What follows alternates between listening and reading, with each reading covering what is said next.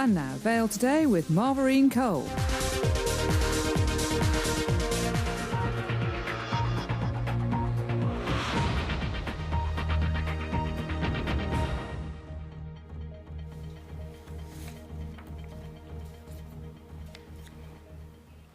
Welcome to Vale 24, the programme that brings you news from around the Vale of Evesham, as well as stories of interest from the rest of the world. I'm Marvarine Cole. Following a spate of local mobile phone-related muggings, the police have published new national figures showing that this is by far the fastest-growing crime in the UK. Ministers are pressing phone manufacturers and network providers to make it more difficult for thieves to use stolen mobile handsets. Our reporter Rory Keflin-Jones brings us this report. He's an all-too-common victim of Britain's fastest-growing crime. Shane Smith is a teenager mugged not once but twice for his mobile phone. On the second occasion, he and a friend were attacked. He just produced this knife and he said, "Hey lads, give us your phones." And he emphasised on the knife as if he was going to use it. And, you know, so when someone does that, you just hand over your phone. You don't bother, you know, saying, "No, I haven't got one," or messing about with them. You just give it to them. Mobile phone theft has doubled in 2 years. Today's figures show it's teenagers who are most likely to be both the victims and the offenders.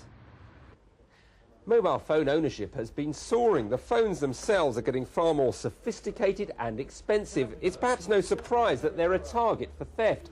Now, the industry says it's doing what it can to boost security, but the government says companies should be doing far more to make phones less attractive to thieves.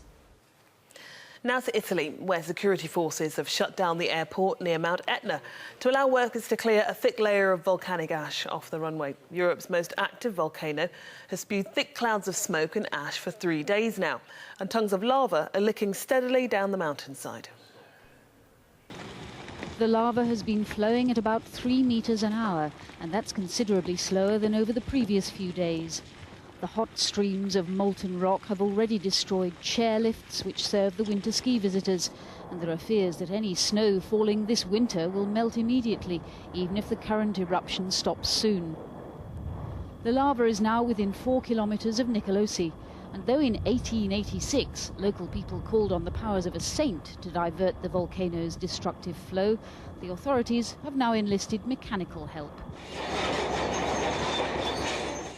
Large diggers are now employed night and day to carve ditches and banks to carry the lava away from the homes and businesses in Nicolosi. Planes carrying huge supplies of water are due to fly over today to cool the surrounding landscape.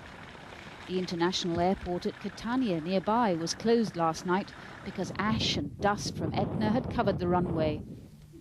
Townspeople have been meeting to discuss the threat to their homes. One man expressed concern that the creation of a nature park on the slopes of the volcano had prevented the construction of banks to divert the lava flow. Tourists and sightseers, however, continue to come to the area, despite appeals to them from officials to stay away. They're restricted to lower ground.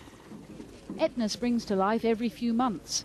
During the last major eruption 9 years ago, the army had to use explosives to channel the lava away to protect another town on its slopes. Jane Bennett-Powell, BBC News.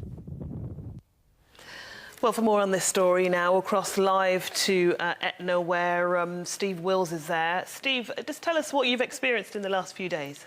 It's been hectic, love. I mean, like, I was there when it erupted. I saw everything. It was disgusting. It was horrible. It was... words can't even describe. I'm still really in shock about it now. It's just... I'm just so overbeared with recent happenings. Has your home been affected by what's been happening? Have you been asked to leave at all? Yeah, well, I can't really get my words out now. I'm in shock, but yeah, the authorities were really quick on it and they've got us out as soon as possible. They've been doing a brilliant job. I just can't say enough about them. And what do you know of what's happened to your neighbours? Has your whole street been evacuated, or is it a different picture elsewhere? As far as I'm aware, the entire area's been evacuated just because they don't know what's going to happen, how far it's going to spread, and if it's going to erupt again. Steve, thank you very much indeed. Steve Wills, our eyewitness near Mount Etna there. Let me cross now to our environment correspondent, Zara Young. Zara, what do you know at the moment about any casualties in this? So far, the figures stand at 14 people have been injured and the death toll is currently 7. And who's involved in the clean-up of removing the ash from the runway, and what's involved in that? Well, at the moment, it's mainly the emergency services using as much equipment as they can get hold of to effectively clean up the debris that's been left. And obviously, the armed services are also helping to just get things moving as quickly as possible. Excellent. Steve is one example who we've just spoken to of having been evacuated from his home, but we know there are others who've been asked just to close their doors and windows and stay at home.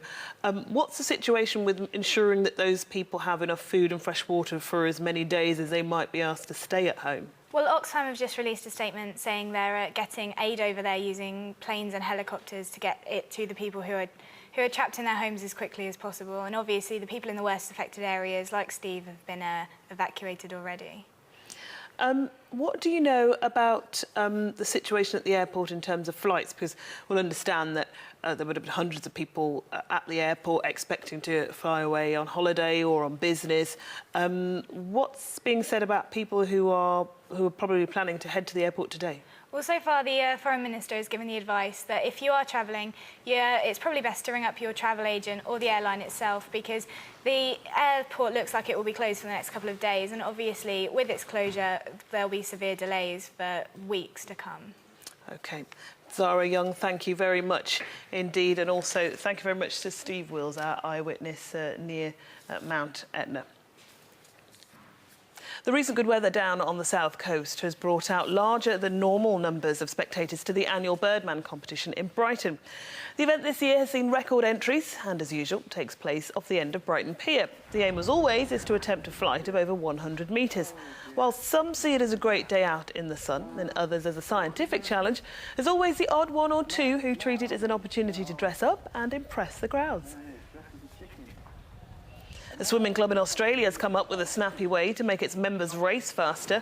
The club in Darwin has bought a 6-foot-long crocodile, which it releases into the pool. Although the crocodile's jaws are taped shut, the swimmers say their new training partner has helped knock seconds off their best times. The space shuttle Atlantis has undocked from the International Space Station after an 8-day operation to install a new airlock. NASA has declared the mission a success, despite leaks in the airlock that forced a 1-day extension of the operation. The famous Coolins Mountains on the Isle of Skye could be saved for the public. The mountain's owner, John McLeod, put the mountain range up for sale with a price tag of £10 million more than a year ago.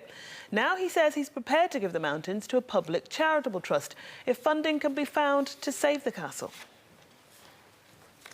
And now for a look at the weather scene. Tonight's weather picture is by Thomas Warbank, aged 4, who goes to Wood Norton Primary School and shows a picture of a tractor. Now here's Becky Zack to tell us all what's in store for the Vale for the next few days. Thanks, Marvarine. The wet weather which has been with us today will continue this evening as the low pressure fronts move across the region. However, all the clouds mean that the temperature will not drop and it will start off as a mild night. Overnight, the poor weather will move away to the east and a high-pressure area will replace it.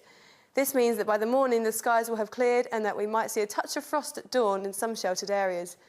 Tomorrow looks good with plenty of sunshine and only a light wind. As a result, temperatures could rise as high as 14 degrees centigrade in some places. And the outlook for the next few days will be dry and bright with plenty of sunshine but low temperatures and frost at night. Back to you, Marvarine, in the studio. Thanks very much, Becky. In our next bulletin, we'll be featuring an in-depth interview with Prime Minister Gordon Brown and a report on alcohol abuse among young people, plus, of course, all the usual features. We'll be back soon with all the news as it happens.